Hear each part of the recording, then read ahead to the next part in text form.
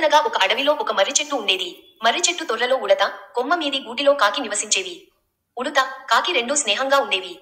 ఒకరోజు ఉదయం ఆహారం కోసం చెట్టు దిగింది ఉడుత. ఒక కుందేలు నెమ్మదిగా నడుచుకుంటూ వచ్చి చెట్టు నీడలో కాసేపు ఆయాసం తీర్చుకుంది. ఉడుతతో, మిత్రమా, నాకు చాలా దాహంగా ఉంది, చెరువుకు దారి చెప్తావా? మర్యాదగా అడిగింది కుందేలు. చెరువుకు దారి ఎటంటే, అయ్యో మర్చిపోయానే అంటూ తల గోక్కుంది. చెట్టు మీదనే ఉన్న కాకి విషయానికి తెలుసుకుని, నేరుగా వెళ్లి కుడి చేతి వైపు తిరిగితే చెరువు వస్తుంది అంది. అవునవును, గుర్తుకొచ్చింది అంది ఉడుత. అప్పుడు ఉడుత వైపు వింతగా చూసింది కుందేలు. నువ్వేమీ కంగారు పడకు, ఉడుతకు మతిమరుపు, అది కొద్దిసేపైతే నువ్వు అడిగింది కూడా మర్చిపోతుంది. అందుకే నేను ఉడుతకు తోడుగా ఉంటాను అంది కాకి. సరిపోయారు ఇద్దరూను అనుకుంటూ చెరువు వైపు పరిగెత్తింది కుందేలు. కాకి ఆహారం కోసం ఎగిరి బయటకి వెళ్ళింది. ఉడుత దాచుకున్న గింజల కోసం చెట్టు తొర్రంతా వెతికింది గాని కనపడలేదు. ఏదో గుర్తొచ్చి చెట్టు కిందకు దూకింది. నేల తవ్వి అక్కడ దాచుకున్న గింజలు తింటుండగా నక్క అక్కడికి వచ్చింది. మిత్రమా, నేను పక్క అడవి నుంచి వస్తున్నాను, పులిరాజు గుహకు దారి చెబుతావా అని అడిగింది.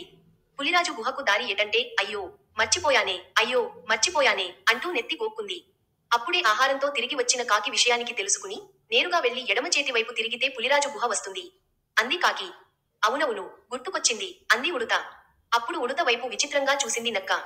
నువ్వేమీ అనుకోకు, ఉడుతకు మతిమరుపు, అది కొద్దిసేపైతే నువ్వు వచ్చిన సంగతి కూడా మర్చిపోతుంది. అందుకే నేను ఉడుతకు సాయంగా ఉంటాను అంది కాకి. సరిపోయారు ఇద్దరూను అనుకుంటూ గుహ వైపు నడిచింది నక్క.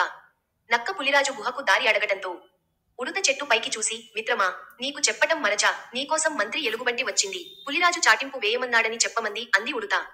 ఏమి చాటింపు అడిగింది కాకి. చాటింపు ఏమిటంటే, అయ్యో మర్చిపోయానే అంటూ బుర్ర గోక్కుంది. పులిరాజు ఏమి పురమాయించాడో గుర్తుకు తెచ్చుకుని చెప్పకపోయావో నా చేతిలో నీచావు తప్పదు అంది కోపంగా కాకి. ఆ చావంటే గుర్తొచ్చింది, రేపు పులిరాజు తల్లి చనిపోయిన రోజట, అడవంతా విందుకు రమ్మని చాటింపు వేయమని మంత్రి ఎలుగుబంటి నీకు చెప్పమంది అంది ఉడుత. కాకి వెంటనే అడవంతా చాటింపు వేసింది. మరునాడు అడవి జీవులన్నీ పులిరాజు గుహకు చేరాయి. అక్కడ పులిరాజు చిట్టి కూన పుట్టిన రోజు వేడుక జరుగుతోంది. కాకి తప్పు చాటింపు వేశాడని వేడుకకు వచ్చిన అడవి జీవులన్నీ గుసగుసలాడుకున్నాయి. ఆ విషయానికి ఎలుగుబంటికి, పులికి కూడా తెలిసింది. ఎలుగుబంటి ఉడుతను, కాకిని పిలిచింది. పులిరాజు చేతిలో చచ్చామనుకున్నాయి. కాకి, ఉడుత భయంతో వణుక్కుంటూ వెళ్లాయి. ఉడుత మతిమరపు విషయానికి చెప్పింది కాకి. పొరపాటుకు క్షమించమని పులి కాళ్ళు పట్టుకున్నాయి కాకి, ఉడుత.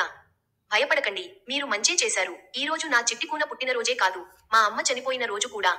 మా అమ్మే గత ఏడు చనిపోయి, చిట్టి కూనగా పుట్టింది. మతిమరపు ఉడుతది కాదు, కూన పుట్టిన ఆనందంలో మరచిన నాదే అంది పులిరాజు. కాకి, ఉడుతలకు విలువైన కానుకలిచ్చాడు పులిరాజు. అడవి జీవులన్నీ కమ్మటి విందు చేశాయి. చేతిలో విలువైన కానుకలతో తిరుగుతున్న కాకి, ఉడుతలను చూసి అడవి జీవులు